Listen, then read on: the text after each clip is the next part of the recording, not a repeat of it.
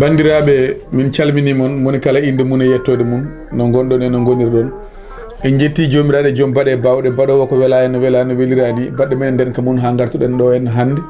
waddude bandiraɓe émission mabɓe Sénégal men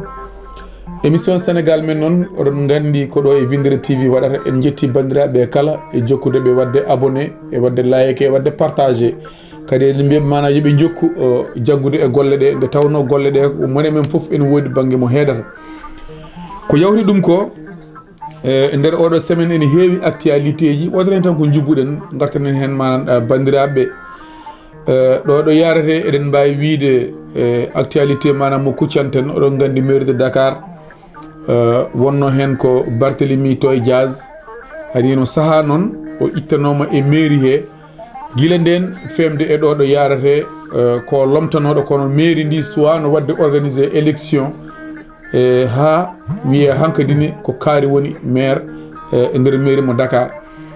ñalawma hanki o noon élection waɗama omo ganduɗa kañum woni Abbas Fall ko kañum tigui hande Allah waɗi gardiɗo mairie ndi ko adani en ruttanade ɗum noon bandiraɓe hewɓe ene kaala hen ɓe ene mbiya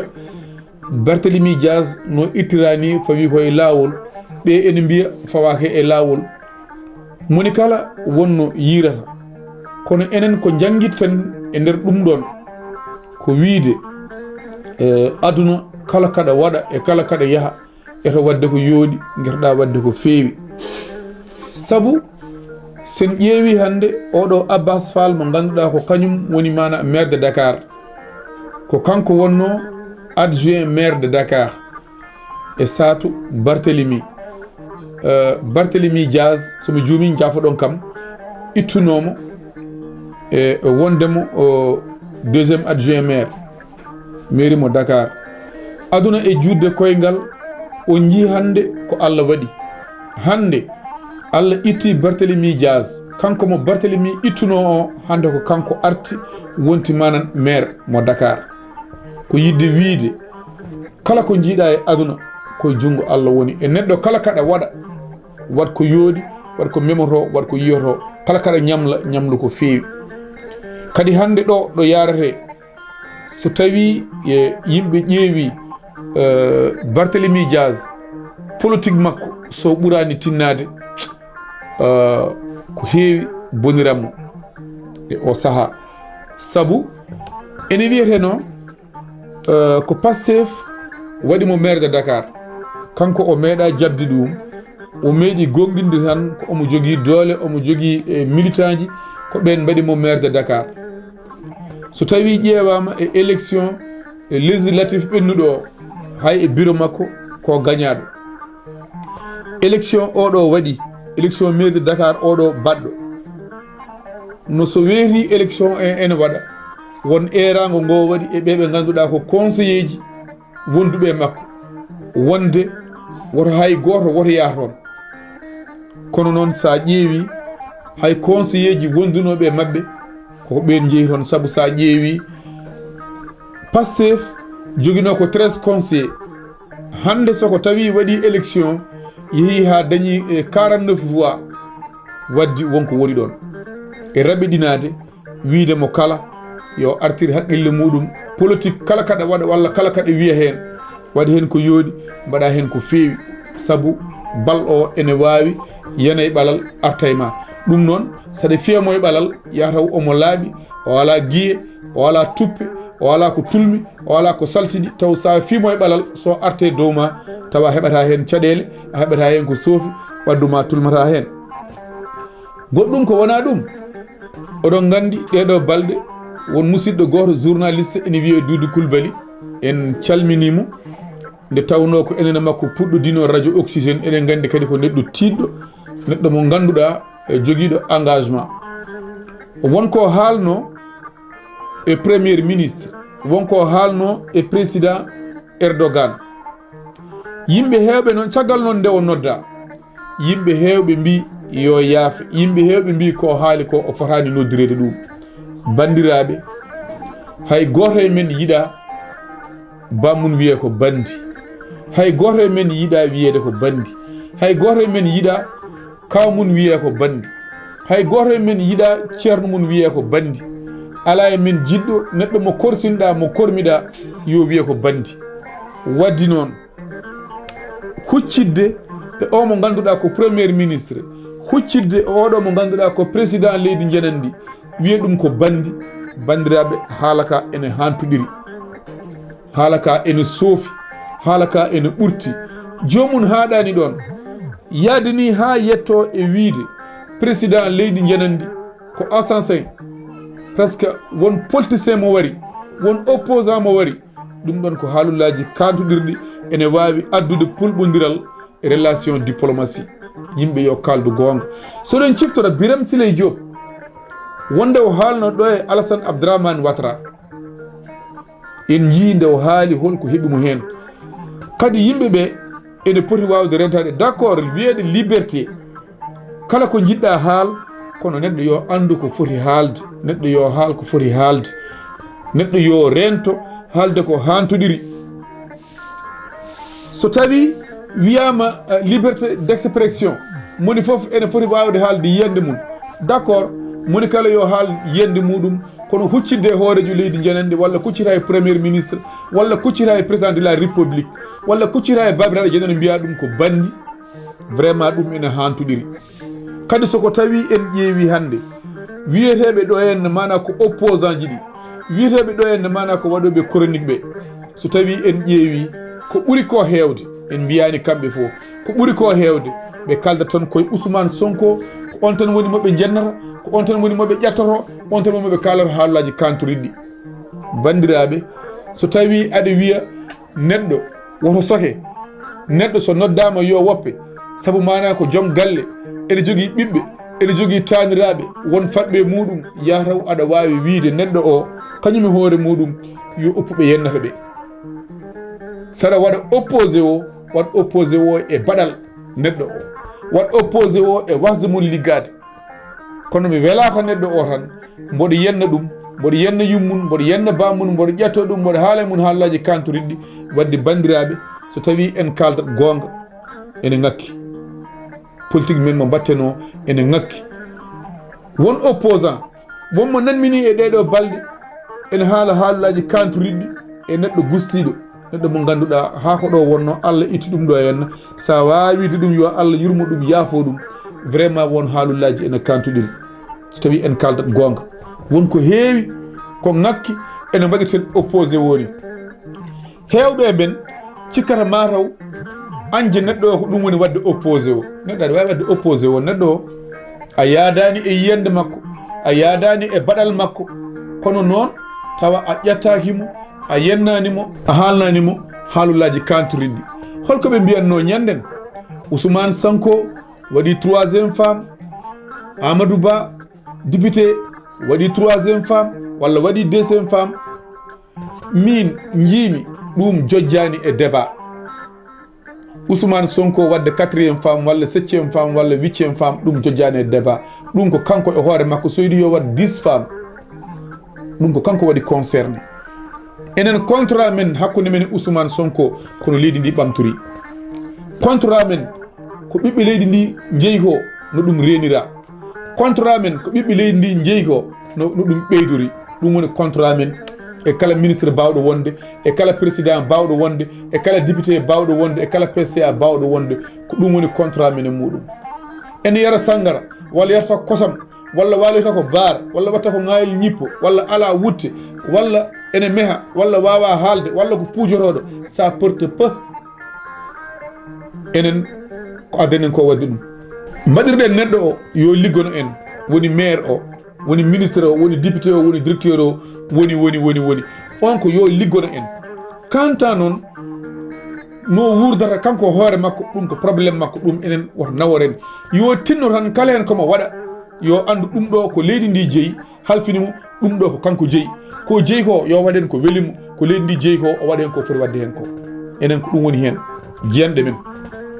yimɓeɓe sene mbaɗa critique yo mbaɗ critique mo ganduɗa memotoɗo jeetoɗo. wadde critique ene moƴƴi, wadde opposé o one moƴƴi, kono sene waɗa critique, waɗa critique ko wandini critique. kaari waɗi debbo goɗɗo kaari ƴami kaari humanama kaari hurtini ɗum ko probléme kaari ɗum ko probléme kaari enen probléme menen makko ko yo neɗɗo yo waɗanen ko foti ko wadde e leydi ndi goɗɗum ko wona ɗum so tawi jippima Allah ne wawi taw walta ko wadde ngayel ñippo mais so heure liggoyo yonti yataw en liggono e leydi ndi saabu manan koko yoɓete ko ɗum kadi addani yimɓeɓe addude ɗum addani yimɓeɓe wiidema wonan min ɗo ko yawti ɗum ɗeɗo balɗe won scandale mawɗo kaaleteɗo woni bonande ngaalu mawde haaleteɗo o société biyeteɗo Arsenal Metal mo ganduɗa ko gila e laamu Abdoulaye Wade ɓe garno ɗo henna kamɓe ɓe dillata koye banggue jaltingol jamɗe e leydi ɓe ciñodiri e Sénégal haɓe ƴetta jamɗe fallemme e kono kadi ene woodi gueɗeji ɗi ganduɗa ɗi ɓe poti waɗande leydi Sénégal e on contrat nde signina nde haalda nanodira signina koye laamu Abdoulaye Wade ɓe jooɗi duuɓi hay hunde ala hen koɓe mbaɗi laamu Sénégal portiɓe plainte nde portiɓe plainte noon ñawdi e mabɓe liɓiɓe wiya noon caggal laamu Sénégal porti on plainte liɓi on oɗon poti yobde ɗum ujunnaji 2,5 milliards hade ndin jobdi yontude hawri Abdoulaye Wade ummima ɗo laamu Macky Sall ari jooɗima laamu Macky Sall ari jooɗima continue dossier o Arsenal Metal ene foti yobde Sénégal ujunnaji 2,5 milliards laamu Macky Sall waɗi négocié haɓe mbasi yobde ujunnaji 2,5 ɗe ɓe mbattidi ko yobde 70 milliards e 5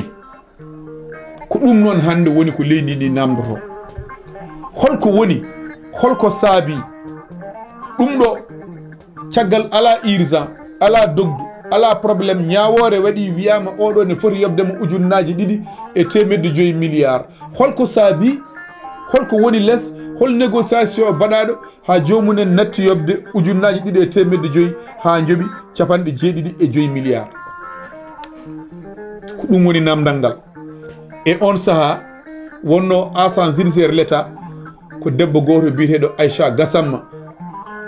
nde wiya yo signin o wi kanko o signinta ɗum koye on saaha Macky Sall yamiri Aly Ngouille Ndiaye yo signin ɗum ɗon noon hawri koye saaha Aly Ngouille Ndiaye hawri koye saaha Amadou Ba hawri koye saaha Birima Mangara waddi hande ɗo yarete leydi ndi pop woni namdal mum holko saabi ɓe goppi yomnade ujunnaji 2,5 milliards ɓe jomni 70 milliards holko woni holko saabi ɗum ko ɗum woni namdal mangal ngal Aly Ngouille Ndiaye en noon puɗɗima namdede tawama signature uji ɗi Aly Ngouille Ndiaye signini hen Amadou Ba signini hen e ko nandi hen bandiraɓe haqqille tan ɓolo jorɗo kon so tawi miijima e neɗɗo biyaɗo aɗa foti yomnade ujunnaji 2,5 a woppi ɗum a yomnima 70 bandiraɓe yimɓe ene poti namdade holko Arsenal Metal waɗi holto rewi ha wasi yobde ujunnaji 2 ha yoɓi 70 ko holɗum holko saabi ɓeɓe ganduɗa président Macky Sall jaɓi ɗum ɗon tede nde watata o wi ko mawo respecte kala sarɗiji leydi ndi mawo reen ngaluji ɓiɓɓe leydi ndi bandiraɓe beele ko ni leydi jogorte Arsenal Metal ko dani dossier mum way haɓe ponno yobde Sénégal ujunnaji 2,5 milliards kono noon négociation waɗama ɓe jooɓi ko 70 mone foof yo miijo e haqqille muɗum joni noon min namdalam e justice holko woni haute trahison holko woni haute trahison holko woni jamfa ɓurɗo mawnude jamfade leydi mum holɗum ko holɗum yimɓe heewɓe hannde mbiyanma ko régime ɓennuɗo o ɓe liggima ko gonga ɓe liggima d'accord kono woto jejjite régime o Macky Sall nde natata leydi ndi taux de chômage ɓe tawi ɗo ko 10,2%, kono nde ɓe jahata ɗo nde o ummoto ɗo o woppi ɗo ko 20,2% taux de chômage. ɗum ko ɓeydare bandiraɓe, ɗum ko ɓeydare.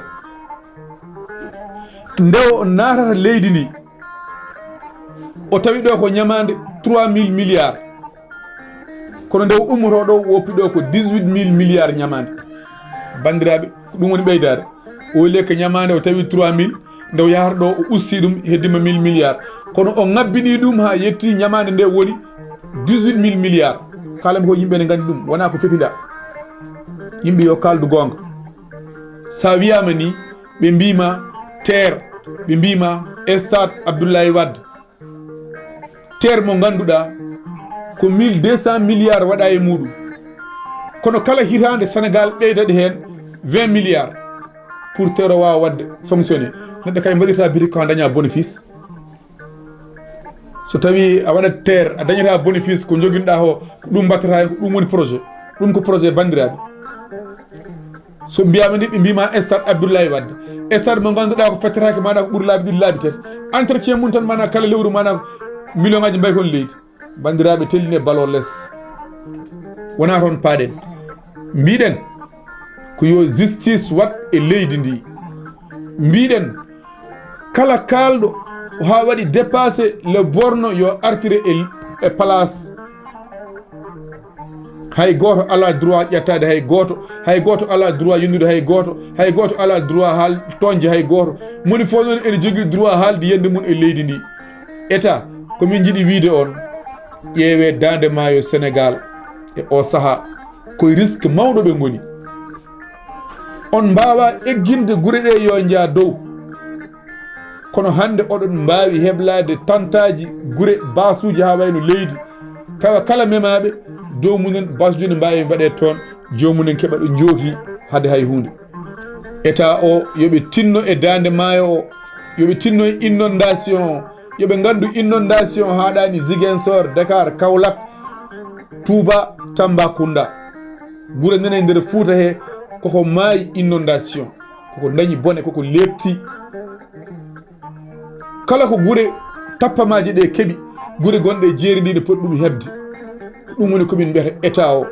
yo Allah walluɓe, yo Allah sellin sembina. ngalu Arsenal métal o noon woto majju. yo yimɓe gandu holto kalis o rewi, yo yimɓe gandu holko addi oɗo négociation ha fodde wonde woppa ujunnaji 2,5 milliards yomna 75. bandiraɓe Vindira TV ha yesso ko lawol. Le monde en miniature.